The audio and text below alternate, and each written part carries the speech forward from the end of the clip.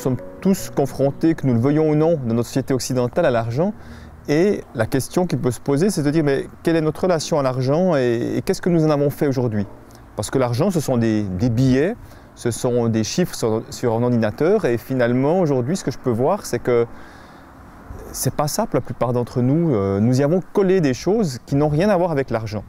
Et selon ce que nous allons y coller dessus, ça va avoir un impact, une influence très nette sur notre relation à l'argent et sur sur le comportement que nous aurons face à l'argent. Il y a du négatif qui est projeté sur l'argent et il y a du positif, c'est-à-dire que quand je pose la question aux personnes, c'est quoi, quels mots vous associez à l'argent? Alors je vais entendre les mots sécurité, liberté, indépendance, autonomie, bonheur, donc des mots à projection clairement positive, une connotation positive.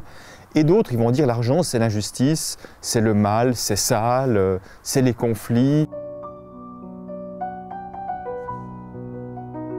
La vie m'a amené tout d'abord à faire une rencontre, celle de Peter Koenig, qui lui-même a travaillé pendant 7 ans sur ce thème-là, à plein temps, pour vraiment partir d'une feuille blanche et d'aller explorer qu'est-ce que c'est l'argent, comment fonctionne ce système économique, qu'est-ce qui se cache derrière et surtout comment transformer, pacifier sa relation à l'argent parce que finalement c'est bien de prendre conscience que ma relation à l'argent n'est pas ce qu'elle pourrait être, mais c'est mieux pour la transformer, pour pouvoir la pacifier, que mes actions partent d'endroits de sérénité plutôt que d'endroits de peur. Donc au moment où j'ai pu faire moi-même ce travail et voir à quel point ça a changé ma vie, ça m'a paru comme indispensable qu'il était nécessaire que d'autres puissent le faire également, alors, à titre individuel, pour que ça ait un impact au niveau collectif.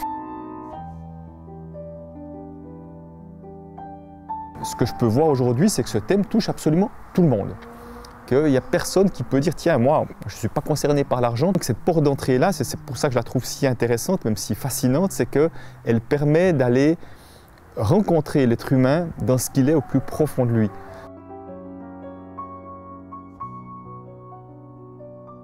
Aujourd'hui, ce que je peux voir, c'est que ceux qui travaillent pour l'argent, c'est-à-dire à un moment donné, ils vont se perdre eux-mêmes. Il y a des questions, c'est là qu'on va avoir les problèmes d'éthique à un moment donné, c'est qu'ils vont se perdre eux-mêmes, ils ne vont pas être en lien avec eux-mêmes, ils ne vont pas être en lien avec à quoi ils ont envie de contribuer, ils vont juste être en lien avec leur peur.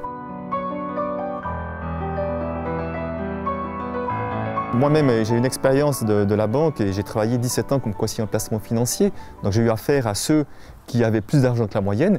Et une de mes grandes surprises, c'était de voir à quel point il y avait de l'angoisse chez beaucoup d'entre eux. Tous mes fantasmes que j'avais sur ce que c'était d'avoir de l'argent sont tombés très rapidement. Je vois beaucoup de personnes qui sont prisonnières de leur propre situation financière. C'est-à-dire qu'il y a les peurs de l'argent et il y a ce que j'ai envie de faire. Et finalement, qu'est-ce qui se passe à un moment donné? C'est que les personnes, elles vont mettre plus d'importance sur leur peur. C'est plus leur peur qui va les commander, qui va leur faire rester dans un travail où elles s'ennuient, par exemple, où elles se rendent malades même parfois, plutôt que d'oser faire le pas, de changer sa relation à l'argent pour pouvoir faire ce que j'ai vraiment envie de faire et être pleinement moi-même. En règle générale, j'oublie ce que j'aime, j'oublie mes rêves, j'oublie ce que j'ai vraiment envie de faire pour m'adapter à ma relation à l'argent, donc m'adapter à mes peurs en l'occurrence.